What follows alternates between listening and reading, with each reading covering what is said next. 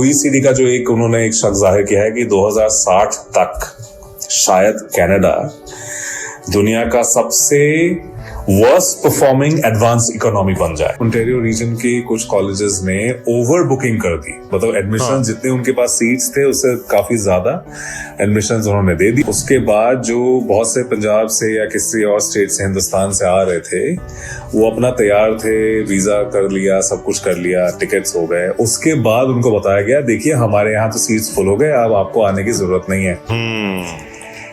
तो इसके बारे में क्योंकि वो आए ही नहीं इसीलिए यहाँ पे इतनी बड़ी स्टोरी बनी नहीं, लेकिन जो झांसा दिया गया, जो आप सोचिए कोई गरीब फैमिली से कोई है जमीन गिरवी रख के या कोई प्रॉपर्टी गिरवी रख के या बेच के वो सब कुछ उसने किया, पैसा लौटा देने से वो जो उनकी हसरतें थी, जो ख्वाब देखे थे, उनका क्या होता है। गुजर बसर के लिए आपके पास इतना पैसा है मिनिमम जो दिखाना होता है, अब पहले $10,000 था, अब $20,600 कर दिया गया है। मैं समझ गया। वो ये सोच के किया गया है कि इससे जो है बहुत लोग डिस्करेज हो जाएंगे, क्योंकि 20,600 माने इंडियन करेंसी में आप देखें तो 12,65,000 रुपए बनते या जी।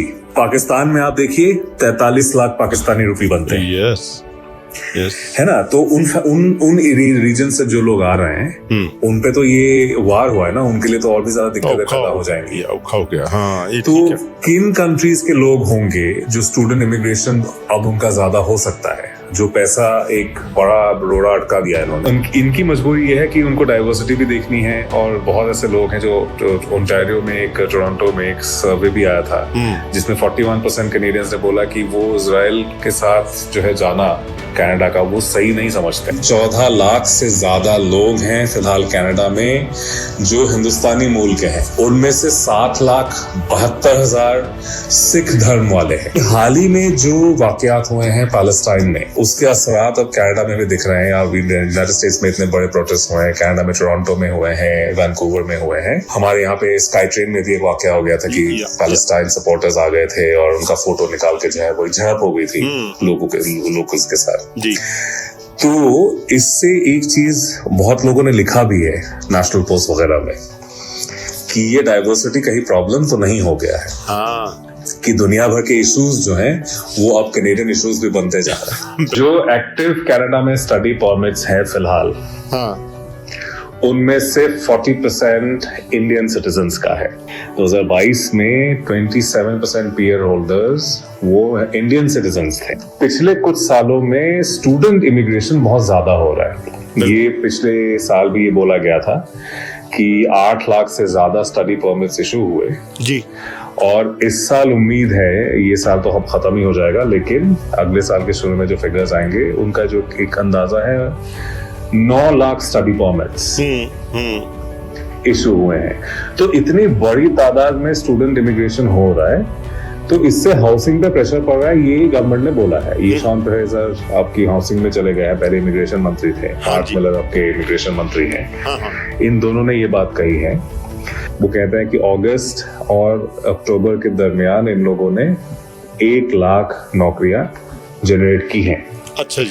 लेकिन हर महीने 50,000 आपका इमिग्रेशन हुआ है, तो फिर आप 1 लाख अगर आप जनरेट कर भी रहे हैं तो बाहर से तो लोग आ ही रहे हैं, इमिग्रेशन हो ही रहा है। अब ब्रैम्पटन जैसे एरिया में आप देखिएगा कि 4-4, 5-5 लोग $800 दे करके 2 कमरों के घर में रह रहे हैं। बहुत से लोग डिप्लोमा कोर्सेज के लिए आते हैं और फिर वो एक पाथवे बन जाता है कि यहाँ पे फिर काम करेंगे और फिर आगे चल के PR लेकर के शायद शहरी भी बन जाए। बिल्कुल ठीक। तो ये रास्ता लोगों को समझ में आ रहा था कि ये शायद आसान तरीका है कनाडा में दाखिल होने का।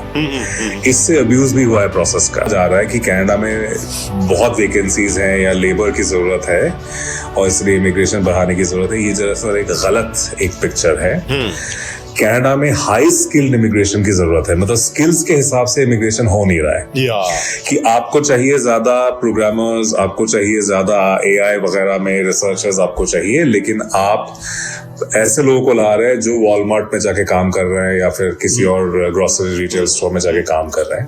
तो इनको लो स्किल जॉब्स माना जाए। कनाडा का जो एक लो प्रोडक्टिव लेबर, जो चीप लेबर है, जो इंटरनेशनल स्टूडेंट्स के जरिए या ये वर्क परमिट होल्डर्स के जरिए मिल रहा है जी, इससे क्या जो अनसस्टेनेबल बिजनेसेस हैं जिनका शायद लॉजिकली उनको डूब जाना चाहिए था, लेकिन क्योंकि चीप लेबर मिला हुआ है इसीलिए जैसे तैसे जो है वो चल रहा है।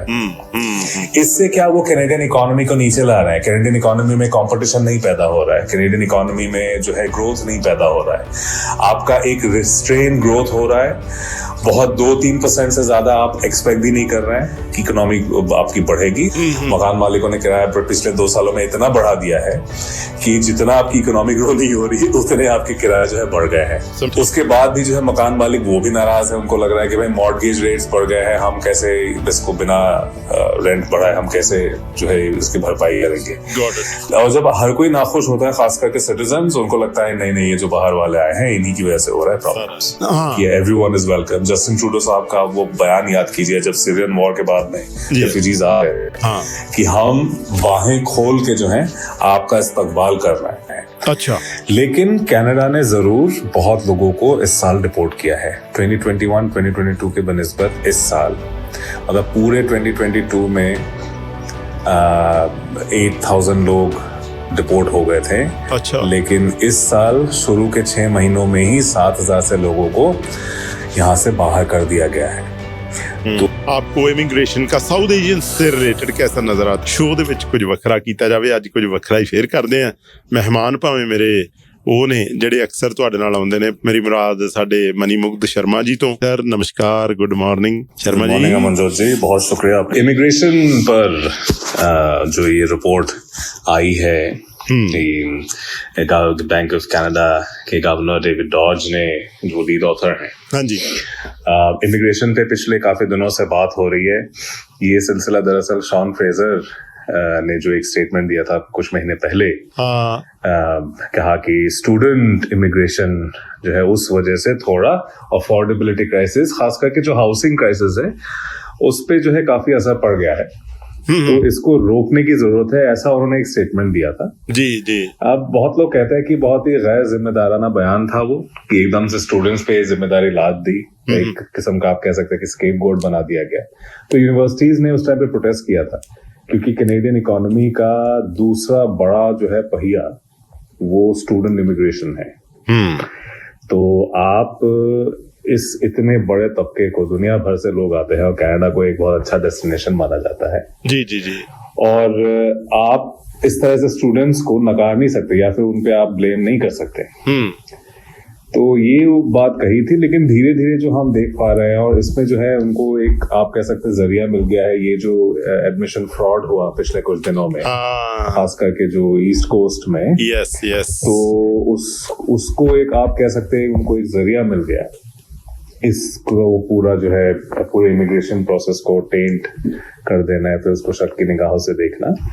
तो धीरे धीरे हम देख पा रहे हैं कि एक एंटी इमिग्रेशन एक बातें सुन रहे हैं, जो गवर्नमेंट क्वार्टर से भी आ रहे हैं, उनके कुछ सपोर्टर जो यहाँ के ऑलरेडी सिटीजन बन चुके हैं, और कंजर्वेटिव सर्कल्स में भी ये बातें होने अब शुरू हो गई है। तो अब इसका क्या असर होगा कनाडा पर, मेरे ख्याल से हम उसके बारे में बात कर सकते हैं, और क्या वजूहात है कि एकदम से इमिग्रेशन को पकड़ लिया गया है। स्टैटिस्टिक्स जो है हमारे लिए बहुत इंपॉर्टेंट है। हाँ जी। जो एक्टिव कनाडा में स्टडी परमिट्स है फिलहाल, हाँ, उनमें से 40% इंडियन सिटीजन्स का है।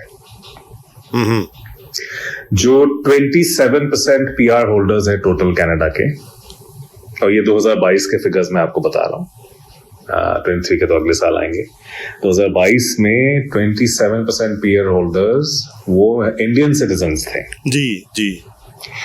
तो सबसे बड़ा तबका इंडियंस का है, उसके बाद आप चाइनीज हैं, मले फिलिपिनोज हैं, वियतनामीज है, इस तरह से जो है ये पूरा इमिग्रेशन का ब्रेकडाउन होता है। हाँ जी, हाँ जी। अब पिछले कुछ सालों में स्टूडेंट इमिग्रेशन बहुत ज्यादा हो रहा है। ये पिछले साल भी ये बोला गया था कि 8 लाख से ज्यादा स्टडी परमिट्स इशू हुए जी, और इस साल उम्मीद है, ये साल तो अब खत्म ही हो जाएगा, लेकिन अगले साल के शुरू में जो फिगर्स आएंगे उनका जो एक अंदाजा है 9 लाख स्टडी परमिट्स इशू हुए हैं। तो इतनी बड़ी तादाद में स्टूडेंट इमिग्रेशन हो रहा है, तो इससे हाउसिंग पे प्रेशर पड़ रहा है, ये गवर्नमेंट ने बोला है। ये शॉन फ्रेजर आपकी हाउसिंग में चले गए हैं, पहले इमिग्रेशन मंत्री थे, मार्क मिलर आपके इमिग्रेशन मंत्री हैं। इन दोनों ने ये बात कही है। लेकिन अब मतलब जिस तरह से वो हाउसिंग यूनिट्स बना रहे हैं, अब देखिए जो एस्टिमेट्स आए हैं कैनेडियन गवर्नमेंट एजेंसीज की जानिब से, वो ये कहते हैं कि अगर कुछ नहीं बदला तो 2030 तक पूरे कनाडा में टोटल 16,60,000 हाउसिंग यूनिट्स बनेंगे। लेकिन इसके बावजूद 35 लाख घरों का डेफिसिट रहेगा। तो डिमांड एंड सप्लाई का एक बहुत बड़ा गैप बनता जा रहा है। 2023 में वो कहते हैं कि अगस्त और अक्टूबर के दरमियान इन लोगों ने 1 लाख नौकरियां जनरेट की हैं। अच्छा जी। लेकिन हर महीने 50,000 आपका इमिग्रेशन हुआ है, तो फिर आप 1 लाख अगर आप जनरेट कर भी रहे हैं तो बाहर से तो लोग आ ही रहे हैं, इमिग्रेशन हो ही रहा है। और कनाडा बहुत ऐसे गिने चुने मुल्कों में है जिसमें पॉपुलेशन ग्रोथ सिर्फ और सिर्फ इमिग्रेशन से हो रहा है। हाँ, यस, डेफिनेटली। ये बहुत कम होता है। हाँ, कि यहाँ की आवाम जो है इसमें जो जरखेजी है वो बहुत कम है दरअसल, कि फर्टिलिटी रेट दुनिया का जो एवरेज है उससे कनाडा का कम है। 2.3 है बर्थ्स पर वुमेन इंटरनेशनल एवरेज, लेकिन कनाडा का 1.6 है। और दूसरी बड़ी बात है कि एजिंग पॉपुलेशन है, मतलब जितना जो हिस्सा पॉपुलेशन का वो रिटायर हो रहा है या फिर जल्दी जो है उम्र दराज हो रहा है। ਜਾਈ ਵੀ ਆ। ਔਰ ਇਹ ਵੀ ਰਿਪੋਰਟ ਜਿਹੜੀ ਆ ਦੋ ਕੁ ਦਿਨ ਪਹਿਲਾਂ ਇੱਕ ਆਈ ਸੀ ਕਿ ਵਟ ਕੈਨੇਡਾ ਆਫ ਬਿਲੀਵ ਅੱਜ ਤੋਂ 20 ਸਾਲ ਬਾਅਦ ਦਾ ਕੈਨੇਡਾ ਕਿਵੇਂ ਦਾ ਨਜ਼ਰ ਆਊਗਾ, ਹਨਾ? ਜੀ ਜੀ ਜੀ, ਇਹ ਵੀ ਇੱਕ ਰਿਪੋਰਟ ਆਈ ਏਜਿੰਗ ਪੋਪੂਲੇਸ਼ਨ ਦੇ ਹਿਸਾਬ ਨਾਲ ਵੀ ਹਰ ਪਾਸੇ ਤਾਂ ਫਿਰ ਸਾਨੂੰ ਬਜ਼ੁਰਗ ਜ਼ਿਆਦਾ ਨਜ਼ਰ ਆਉਣਗੇ। हाँ हाँ, बिल्कुल सही बात है। और अभी जो है 2023 में 65 से ऊपर तक का जो पॉपुलेशन है कनाडा का वो तकरीबन 20% के आसपास 19.3% है। हमारे प्रोविंस ब्रिटिश कोलंबिया में 20.6% है जी। और 15 साल से कम उम्र वाला जो तबका है वो दरअसल कम है उससे, 15% से कम है जी। तो एक रैपिडली एजिंग पॉपुलेशन, जितने लोग वर्कफोर्स में आ रहे हैं उससे ज्यादा लोग जो है वर्कफोर्स से जा रहे हैं, और आने वाले 20 सालों में ये लोग जो है और भी एजेड हो जाएंगे। तो गवर्नमेंट रिसोर्सेज जो हैं, इनकी सेविंग्स वगैरह, इनके मेडिकल केयर, अपकीप और इन सब चीजों में जो है ज्यादा खर्च होगा। तो जाहिर सी बात है कि इनको एक यंग पॉपुलेशन चाहिए जो एक्टिव हो और एम्प्लॉयबल हो, जो 20 से लेकर के 55 साल का एक होता है कि आप एक्टिव होते हैं वर्कफोर्स में, वो एक पॉपुलेशन कहाँ से आएगा फिर कनाडा का? वो सिर्फ और सिर्फ इमिग्रेशन के जरिए हो सकता है, क्योंकि बर्थ रेट भी कम है। तो ये तो एक कनाडा की वजह थी, बहुत बड़ी वजह, कि पिछले 20 सालों में इसने इमिग्रेशन बढ़ा दिया। लेकिन अब इसको ये लग रहा है कि दो बातें हुई हैं, डाइवर्सिटी बढ़ गई है देश में, उस हिसाब से जो है ये नौकरियां नहीं जनरेट कर पा रहे हैं, ना ही हाउसिंग की बड़ी किल्लत है, वो चाहे कैलगरी में हो, चाहे टोरंटो में हो, चाहे वैंकूवर में हो, घर नहीं है, या अगर है भी तो है ब्रैम्पटन जैसे एरिया में आप देखिएगा कि 4-4, 5-5 लोग $800 दे करके 2 कमरों के घर में रह रहे हैं। तो इतनी बुरी हालत है। तो अब इसको रोका कैसे जाए? इनको लग रहा है कि, और एक वजह वो है, मतलब उसमें आप ब्लेम नहीं कर सकते, वो ये कि बहुत से लोग डिप्लोमा कोर्सेज के लिए आते हैं और फिर वो एक पाथवे बन जाता है कि यहाँ पे फिर काम करेंगे और फिर आगे चल के PR लेकर के शायद शहरी भी बन जाए। बिल्कुल ठीक। तो ये एक रास्ता लोगों को समझ में आ रहा था कि ये शायद आसान तरीका है कनाडा में दाखिल होने का। इससे अब्यूज भी हुआ है प्रोसेस का 100%। और इससे ये भी हुआ है कि जो कनाडा में फिलहाल नौकरियां हैं, और मई 2023 में जो स्टैट्स कनाडा का एक रिपोर्ट आया था जिसमें उन लोगों ने कहा था कि ये जो कहा जा रहा है कि कनाडा में बहुत वैकेंसीज हैं या लेबर की जरूरत है और इसलिए इमिग्रेशन बढ़ाने की जरूरत है, ये दरअसल एक गलत एक पिक्चर है। कनाडा में हाई स्किल्ड इमिग्रेशन की जरूरत है, मतलब स्किल्स के हिसाब से इमिग्रेशन हो नहीं रहा है। कि आपको चाहिए ज्यादा प्रोग्रामर्स, आपको चाहिए ज्यादा AI वगैरह में रिसर्चर्स आपको चाहिए, लेकिन आप ऐसे लोगों को ला रहे हैं जो वॉलमार्ट में जाके काम कर रहे हैं या फिर किसी और ग्रोसरी रिटेल स्टोर में जाके काम कर रहे हैं, तो इनको लो स्किल जॉब्स माना जाए। तो अब उनको लग रहा है कि ये जो आप ले रहे लोग, इनको फिर आगे आप उस हाई स्किल जॉब्स में आप भेज नहीं पा रहे हैं। तो इसलिए ये जो रिपोर्ट आई है बैंक ऑफ कनाडा की, तो इसमें ये कहा, मतलब बैंक ऑफ कनाडा का नहीं है, इनके गवर्नर ने बनाया है, एक्स गवर्नर बेनेट। हाँ, तो उन्होंने कहा है कि इससे शायद जो पुराना इकोनॉमिक मॉडल था इमिग्रेशन का, उस पे लौटने की शायद जरूरत है, कि बहुत ज्यादा लिबरल कर दिया प्रोसेस, कि जो काम करने आए हैं यहाँ पर उनके फैमिलीज भी अब इमिग्रेट कर सकते हैं वर्क परमिट्स के जरिए, वगैरह वगैरह, जो भी इन्होंने कहा है। उनको लगता है कि इस पूरे प्रोसेस को रिफॉर्म करने की जरूरत है। लेकिन जो मुझे रिपोर्ट पढ़ के समझ में आया कि क्या एक अनस्टेटेड चीज भी है कि जो डाइवर्सिटी आपने खड़ा किया है पिछले 20-30 सालों में, क्या इससे आपको खौफ हो रहा है? मैं ਇਹੋ ਲੱਗਿਆ ਸੀ ਕਹਿਣ ਕਿ ਇਹ ਤੋਂ ਇਹ ਹੁਣ ਡਰਨ ਤਾਂ ਨਹੀਂ ਲੱਗੇ, ਉਹ ਤੋਂ ਇਹ ਤੰਗ ਤਾਂ ਨਹੀਂ ਆ ਗਏ ਵੀ ਓ ਮਾਈ ਗॉड ਸਾਡੀ ਆਪਣੀ ਗਿਣਤੀ ਘਟਦੀ ਜਾ ਰਹੀ है। जी जी जी, नहीं सही बात है, क्योंकि 3 चीजों का उन्होंने जिक्र किया है जो बहुत ही इंटरेस्टिंग है इस रिपोर्ट में। उन्होंने कहा कि कनाडा का जो मुस्तकबिल होगा, ये आज या आने वाले 20 साल अगर हम पकड़ ले, तो इसमें कनाडा के पास करने के लिए बहुत कुछ है, स्कोप बहुत है, खतरे भी हैं, लेकिन 3 फैक्टर्स होंगे। एक, कनाडा का रिलेशनशिप यूनाइटेड स्टेट्स के साथ कैसा रहेगा, क्योंकि आपका सबसे बड़ा ट्रेडिंग पार्टनर है, जाहिर सी बात है, आपके हमसाया मुल्क है वो। दूसरा, चाइना के साथ कैसे ताल्लुकात होंगे, क्योंकि चाइना दूसरा बड़ा ट्रेडिंग पार्टनर है कनाडा का, मैन्युफैक्चरिंग का एक पूरा आप कह सकते हैं मरकज है दुनिया का, चाइना फिलहाल। तो इसके साथ, क्योंकि ऑलरेडी एलिजेड चाइनीज इंटरफेरेंस का मामला उठा है पार्लियामेंट में, बहुत सारी बातें हुई हैं इस पर, तो क्या चाइना के साथ रिलेशनशिप कनाडा का ठीक रहेगा? और तीसरा जो पॉइंट उन्होंने बोला है कि हिंदुस्तान के साथ ताल्लुकात कैसे रहेंगे कनाडा के, कि इंडिया के जो अभी फिलहाल जो इंटरफेरेंस का मामला ये भी चल रहा है एलिजेड, कि हिंदुस्तान ने जो है मुदाखलत की है कनाडा में, कैनेडियन पॉलिटिक्स में, वगैरह वगैरह, बहुत से ऐसे मज़ामीन छपे हैं। तो क्या उस पर लिखा गया है कि हिंदुस्तान क्या उन सारे वैल्यूज को, जो कैनेडियन वैल्यूज है, उसको जो है रिस्पेक्ट करेगा और क्या डायलॉग टेबल में शामिल होगा? तो थोड़ा सा जो है वो उस पर उन्होंने एक शक जाहिर किया है। लेकिन इट्स अ इम्पोर्टेंट पार्टनर, और 1.4 बिलियन का पॉपुलेशन है, दुनिया की एक जो है बढ़ती इकोनॉमी है, इसको आप इग्नोर नहीं कर सकते। ये 3 फैक्टर्स उन्होंने आइडेंटिफाई कर दिया है कि इस पे रिलेशनशिप तय होगा। हिंदुस्तान सबसे बड़ा ग्रुप है, जो जिसका पॉपुलेशन जो है एक बड़ा हिस्सा, यहाँ का जो इमिग्रेंट पॉपुलेशन है उसका एक बड़ा हिस्सा हिंदुस्तानियों का है। टोटल आप देखिए कि 14 लाख से ज्यादा लोग हैं फिलहाल कनाडा में जो हिंदुस्तानी मूल के हैं।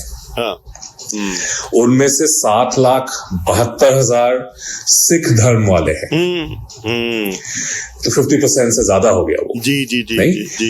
तो अब वो उसपे तो मतलब ऐसा कुछ गलत बोला नहीं गया है, क्योंकि और भी उन्होंने पैरामीटर्स आइडेंटिफाई किए कि जो है रिसर्च में इन्वेस्टमेंट होना चाहिए, कि इंफ्रास्ट्रक्चर में ज्यादा कर दिया आप लोगों ने। जी जी। इसके बजाय कि AI वगैरह नए टेक्नोलॉजीज में आप इन्वेस्ट करें।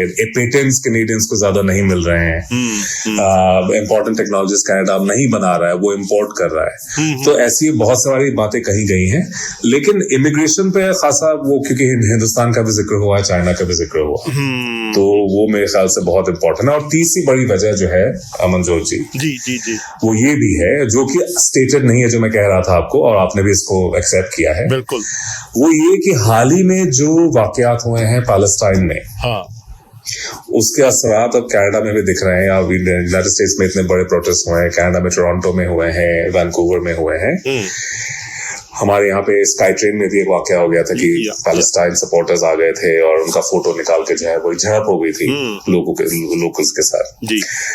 तो इससे एक चीज बहुत लोगों ने लिखा भी है नेशनल पोस्ट वगैरह में, कि ये डाइवर्सिटी कहीं प्रॉब्लम तो नहीं हो गया है, कि दुनिया भर के इश्यूज जो हैं वो अब कैनेडियन इश्यूज भी बनते जा रहे हैं। बिल्कुल। तो अब ये एक बड़ा ही कंजर्वेटिव रिडक्शनिस्ट थिंकिंग है, इसका आप कोई तोड़ निकाल नहीं सकते। हाँ, इसके बारे में जो है आप उसका काउंटर आप जरूर दे सकते हैं, लेकिन जो डाइवर्सिटी है यही दरअसल कनाडा का स्ट्रेंथ है, ये समझाना बहुत जरूरी है। जो शायद ये इमिग्रेशन या एंटी इमिग्रेशन रिपोर्ट्स में वो झलक नहीं रहा है। ਜਾਣ ਕੇ ਵੀ ਨਹੀਂ ਕਈ ਵਾਰੀ ਲੈ ਕੇ ਆਉਂਦੇ ਜੀ। ਮੈਨੂੰ ਐਂ ਲੱਗਦਾ ਹੈ ਕਿ ਜਿਹੜੀਆਂ ਰਿਪੋਰਟਸ ਨੇ, ਜਿਹੜੀਆਂ ਸਟੱਡੀਜ਼ ਨੇ, ਯੂ ਬੈਟਰ ਨੋ, ਮੇਰਾ ਤੁਹਾਨੂੰ ਸਵਾਲ ਹੀ ਆ, ਤੁਹਾਨੂੰ ਕੀ ਲੱਗਦਾ ਹੈ ਰਿਪੋर्ट ਜਿਹੜੀਆਂ ਨੇ टोटली नॉन पार्टिजन ਹੁੰਦੀਆਂ ਨੇ? यहाँ पे जैसे आपने अगर 3 आइडेंटिफायर्स आपने कर दिए हैं कि इन 3 कंट्रीज के साथ रिलेशंस कैसे होंगे, तो फिर कुछ बहुत सारी चीजें आप खुद ही समझ में आपको आ जाता है ना। और ये पहले से भी हमें लग रहा था कि जिस तरह से मुदाखलत की बात हुई, पहले चाइनीज की, उसके बाद फिर इंडिया का आया जिक्र, कल को शायद किसी और कंट्री का हो सकता है। तो इसके बारे में जो है आपको समझ आना चाहिए कि जब ऐसी बातें होती हैं तो एक एंटी इमिग्रेंट रेटरिक आना शुरू हो जाता है। 100%। आपको लगता है कि जो लोग बाहर से आए हैं यही प्रॉब्लम्स है, ये हमारे कभी हो नहीं सकते, इस टाइप का जो है कुछ, हर कोई नहीं लेकिन कुछ ऐसे जो है होते हैं ग्रुप्स या लोग जिनको जो है ऐसा लगता है, और ये आमतौर पर फ्रिंज माना जाता है इनको, लेकिन क्राइसिस सिचुएशंस में वो फ्रिंज धीरे धीरे मेन स्ट्रीम बन जाता है।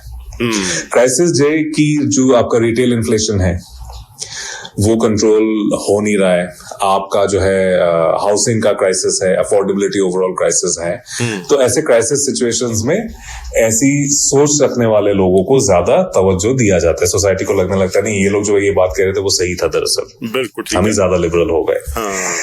तो ये एक प्रॉब्लम रहता है, लेकिन मैं ये नहीं कह रहा हूं कि प्रॉब्लम एक्चुअल में नहीं है। जो इमिग्रेशन का जो अनरेगुलेटेड एक है, उन्होंने इसके बारे में भी रिपोर्ट में कहा है जी कि हो सकता है इस वजह से, हालांकि ये क्लियरली एस्टैब्लिश नहीं किया है, लेकिन फिर इसका जिक्र जरूर किया है कि क्या कनाडा का जो एक लो प्रोडक्टिव लेबर, जो चीप लेबर है, जो इंटरनेशनल स्टूडेंट्स के जरिए या ये वर्क परमिट होल्डर्स के जरिए मिल रहा है जी, इससे क्या जो अनसस्टेनेबल बिजनेसेस हैं जिनका शायद लॉजिकली उनको डूब जाना चाहिए था लेकिन क्योंकि चीप लेबर मिला हुआ है इसीलिए जैसे तैसे जो है वो चल रहा है।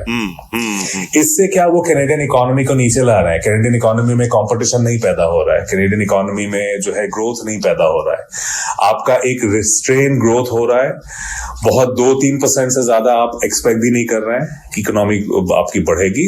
और जो OECD का जो एक उन्होंने एक शक जाहिर किया है कि 2060 तक शायद कनाडा दुनिया का सबसे वर्स्ट परफॉर्मिंग एडवांस इकोनॉमी बन जाए। एक एस्टिमेट है, जरूरी नहीं कि सही हो। 2060 तक आप बात कर रहे हैं, तो अभी लोग बोल रहे हैं कि देखिए ऑलरेडी हमारा तो स्लो हो ही रहा है, हम उस तरफ बढ़ रहे हैं, अब हमें क्या ढूंढना है।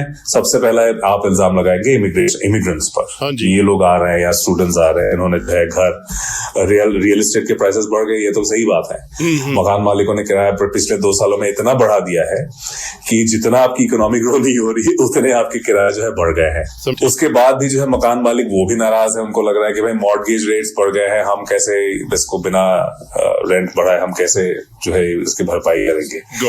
और जब हर कोई नाखुश होता है, खास करके सिटीजन्स, उनको लगता है नहीं नहीं ये जो बाहर वाले आए हैं इन्हीं की वजह से हो रहा है प्रॉब्लम, क्योंकि आपने ही ऐसा बनाया ना पिक्चर कि everyone is welcome. Justin Trudeau साहब का वो बयान याद कीजिए जब सीरियन वॉर के बाद में रेफ्यूजीज आ रहे कि हम बाहें खोल के जो है आपका इस्तकबाल कर रहे हैं। तो आप पहले वो जब बात कहेंगे उसके बाद फिर आप 3-4 साल बाद आप घूम के ये नहीं बोल सकते नहीं नहीं हम जो है इसको बंद कर रहे हैं, अब हमारी जप्फी भर गई है। ਜਿਹੜਾ ਉਹ 700 ਸਟੂਡੈਂਟਸ ਦਾ ਇੱਕ ਕੇਸ ਬੜਾ ਹਾਈਲਾਈਟ ਹੋਇਆ ਸੀਗਾ ਕਿ ਉਹਨਾਂ ਨੂੰ ਡਿਪੋਰਟ ਕੀਤਾ ਜਾਣਾ, ਫਿਰ ਉਹਨਾਂ ਨੇ ਧਰਨਾ ਵੀ ਲਗਾਇਆ, ਕਈ ਕੁਝ ਕੀਤਾ। ਇਹਨਾਂ ਦਾ ਕੀ ਸਟੇਟਸ ਹੈ ਇਸ ਵੇਲੇ? ਡਿਪੋਰਟ ਕੀਤੇ ਜਾ ਰਹੇ ਆ, ਰੱਖੇ ਜਾ ਰਹੇ? ਕਿਉਂਕਿ ਇਹ ਤਾਂ ਆਪਾਂ ਨੂੰ ਪਤਾ ਹੈ ਕਿ 1 by 1 केस बाय केस ਉਹਨਾਂ ਨੂੰ ਡੀल करना ਸੀ गवर्नमेंट ने। जो 2 केसेस डिपोर्टेशन ऑलमोस्ट होने ही वाला था वो कोर्ट चले गए, उसके बाद वो रोक दिए गए। हाँ जी, गवर्नमेंट ने ये बताया गया कि केस बाय केस बेसिस पे वो डिसाइड करेंगे, एक इंक्वायरी कमेटी देखेगी इस पूरे मामले को। तो उसमें फिलहाल कोई नतीजा नहीं आया है। जितना मुझे मालूम है, जिन 2 स्टूडेंट से हम लोग बात कर रहे थे पहले भी, कम से कम उनका ये कहना है कि अभी तो किसी को नहीं डिपोर्ट किया है। अच्छा, लेकिन कनाडा ने जरूर बहुत लोगों को इस साल डिपोर्ट किया है। 2021-2022 के बनिस्बत इस साल, मतलब पूरे 2022 में 8,000 लोग डिपोर्ट हो गए थे। अच्छा, लेकिन इस साल शुरू के 6 महीनों में ही 7,000 से लोगों को यहाँ से बाहर कर दिया गया है। तो अब शायद फिगर वो डबल हो, लेकिन हो सकता है 10,000 से ऊपर चला जाए। तो ये बहुत लोग बोल रहे हैं कि जो 2021 में ट्रूडो साहब ने ये प्रॉमिस किया था कि जो अनडॉक्यूमेंटेड लोग हैं कनाडा में, हाँ, जिनका जो है परमिट कंडीशन जो भी एक्सपायर हो चुका है लेकिन अब गए नहीं है, तो उनको किसी तरह से वो रेगुलराइज कर देंगे। अब उस दिन मार्क मिलर से ये पूछा भी गया था, उन्होंने कहा कि हमारा जो वादा था वो अभी भी कायम है, लेकिन उसमें क्लैरिटी नहीं बन पा रही है क्योंकि इतने ज्यादा लोग वापस उनको भेज दिया गया है। 7,000 कोई छोटा फिगर नहीं। तो उन इंडियन स्टूडेंट्स का फिलहाल जितना हमें मालूम है किसी को भेजा नहीं गया है। हाँ, भेजा जाता तो न्यूज बन जाती जी। हमारी कम्युनिटी बहुत एक्टिव है और आपने देखा कि जब ये खतरा आया सब पर जी तो सारे लोग जो है वहां पे धरना देने बैठ गए। हाँ, तो ऐसा कोई अगर वाकया होता भी तो हमें तो मालूम हो जाता। तो अभी ऐसा हुआ नहीं है, लेकिन खतरा तो जरूर है, 100% है। और वो सारे के सारे लोग जो पहले डेपुटेशन राव पर थे उनको ये खतरा तो महसूस हो रहा होगा ये सारे रिपोर्ट्स पढ़ के कि क्या कल को हमारा नंबर भी आ सकता है। एक जो दूसरी चीज है जो अब्यूज का जिक्र हुआ है इस रिपोर्ट में, हाँ, डिटेल में नहीं गए हैं, वो अब्यूज ये भी है कि जिस तरह से कॉलेजेस में दाखिला मिला था कि एजेंट्स के जरिए या मिडिल मैन जो है उनके जरिए जो है एक फर्जी एडमिशन का ये पूरा केस हुआ। लेकिन एक दूसरा जो केस उसके बाद हुआ है जिसके बारे में बहुत ज्यादा बात हुई नहीं है, वो ये कि ओंटारियो रीजन के कुछ कॉलेजेस ने ओवर बुकिंग कर दी। मतलब एडमिशन जितने उनके पास सीट्स थे उससे काफी ज्यादा एडमिशन उन्होंने दे दिए, 100 की बजाय 150। उसके बाद जो है हाँ, और उसके बाद जो बहुत से पंजाब से या किसी और स्टेट से हिंदुस्तान से आ रहे थे वो अपना तैयार थे, वीजा कर लिया, सब कुछ कर लिया, टिकट्स हो गए। उसके बाद उनको बताया गया देखिए हमारे यहाँ तो सीट्स फुल हो गए, अब आपको आने की जरूरत नहीं है। तो इसके बारे में क्योंकि वो आए ही नहीं इसीलिए यहाँ पे इतनी बड़ी स्टोरी बनी नहीं।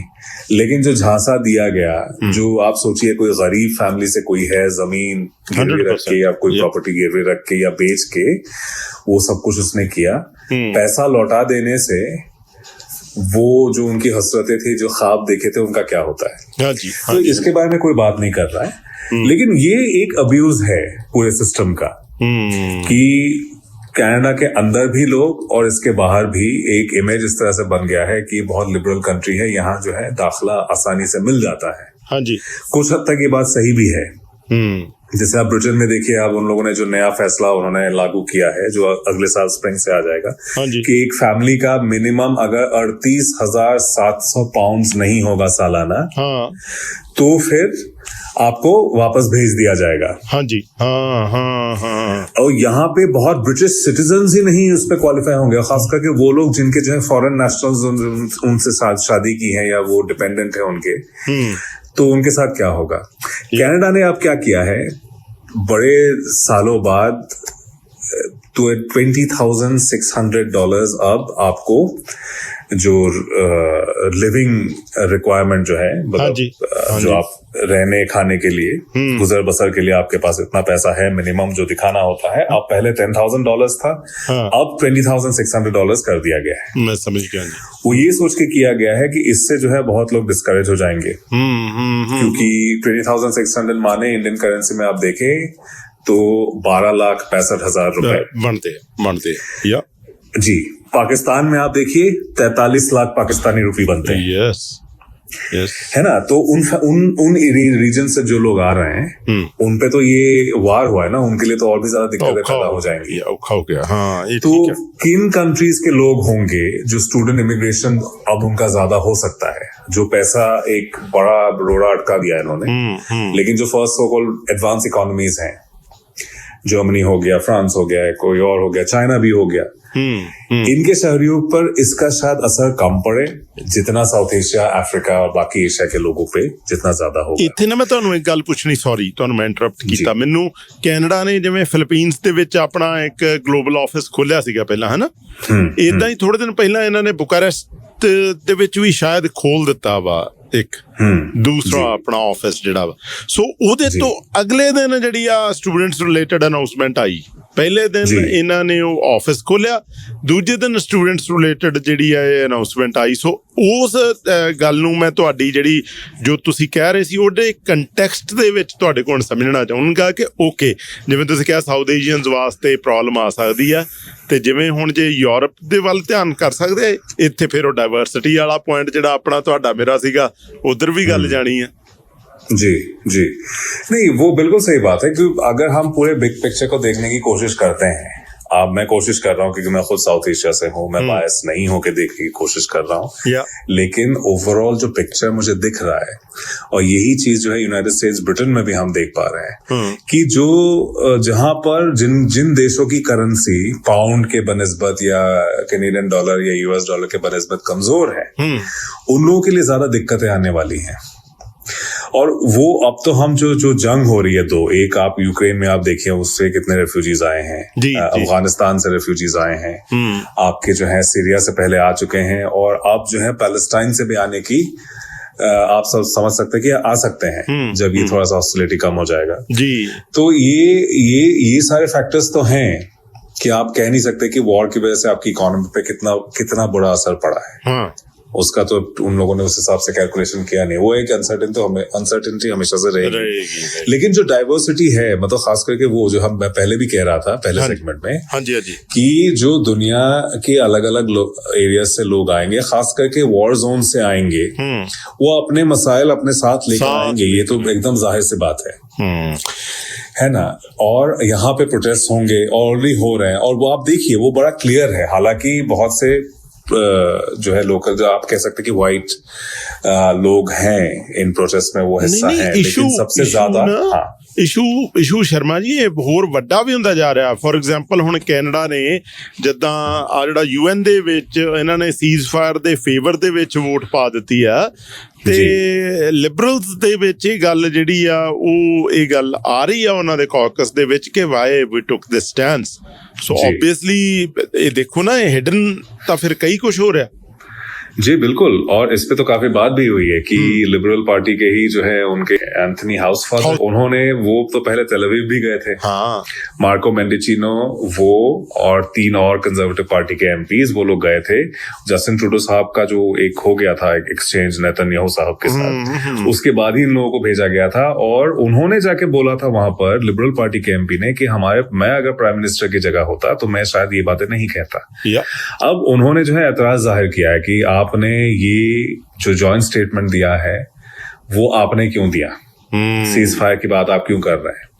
तो एक तो है, मतलब एक आप देख सकते हैं कि वहां पे एक स्प्लिट हो रहा है धीरे धीरे। कंजर्वेटिव पार्टी में वो प्रॉब्लम नहीं है, उसमें ऑलमोस्ट ओपिनियन यूनिफॉर्म ही होता है, लेकिन लिबरल पार्टी में अब वो उनकी तरफ से बोला है कि because we are the only diverse party और party that respects diversity, therefore अलग अलग ओपिनियंस हो सकते हैं। लेकिन हमें मालूम है इन प्रोटेस्ट में आप जाइए दुनिया भर में, ब्रिटेन में हो, जर्मनी में हो, चाहे यूनाइटेड स्टेट्स में सबसे बड़े प्रोटेस्ट यूनाइटेड स्टेट्स में हो रहे हैं, उसमें आप देखिएगा कौन लोग हैं ज्यादा, वो पीपल ऑफ कलर है जो कह रहे हैं कि भाई ये खत्म कीजिए, और जो फॉरेन गवर्नमेंट्स आप सपोर्ट कर रहे हैं उसको बंद कीजिए। अब यहाँ पे डाइवर्सिटी है, इसलिए भी कहा जा रहा है कि ट्रूडो साहब मजबूर हो गए थे कि एक डायरेक्टली इजराइल के साथ ना खड़े हो। एकमात्र पूरी मगरिबी दुनिया के शायद एक लौते लीडर थे जो अभी तक नहीं गए हैं इजराइल, नहीं गए, हाँ जी, इस पूरे कॉन्फ्लिक्ट के टाइम पे, हाँ जी, है ना। तो अब इनकी मजबूरी ये है कि उनको डाइवर्सिटी भी देखनी है, और बहुत ऐसे लोग हैं जो ओंटारियो में टोरंटो में एक सर्वे भी आया था जिसमें 41% कैनेडियंस ने बोला कि वो इजराइल के साथ जो है जाना कनाडा का वो सही नहीं समझते हैं। तो अब इलेक्शन तो आ रहे हैं ना अगले साल, तो यही लोग जो है वोट करेंगे। तो इसीलिए किसी भी पार्टी के लिए इतना खुल के आकर एक अपने बड़े सेक्शन को नाखुश कर देना उनके लिए जो है पॉलिटिकली वो एक गलत फैसला है, तो इसलिए वो कर भी नहीं रहे 100%। और यही डाइवर्सिटी जो है इनको मजबूर भी कर रहा है इन कंट्रीज को, तो ये चीज भी है। तो वो सारी चीजें हैं जो स्टेटेड नहीं है, कोई कहना नहीं चाहेगा, क्योंकि ये ऑब्वियसली इसमें एक लेटेंट एक रेसिज्म का एक है धागा जिसमें जुड़ा हुआ है। ਕੈਨੇਡਾ ਦਾ ਸਟੈਂਸ ਆਪਾਂ ਦੇਖ ਹੀ ਰਹੇ ਹਾਂ, ਨੈਰੇਟਿਵ ਦੇ ਵਿੱਚ ਥੋੜਾ ਬਹੁਤ ਚੇਂਜ ਤਾਂ ਆ ਹੀ ਰਿਹਾ ਹੈ ਇਮੀਗ੍ਰੇਸ਼ਨ ਨਾਲ ਰਿਲੇਟਡ ਨੈਰੇਟਿਵ ਦੇ ਵਿੱਚ।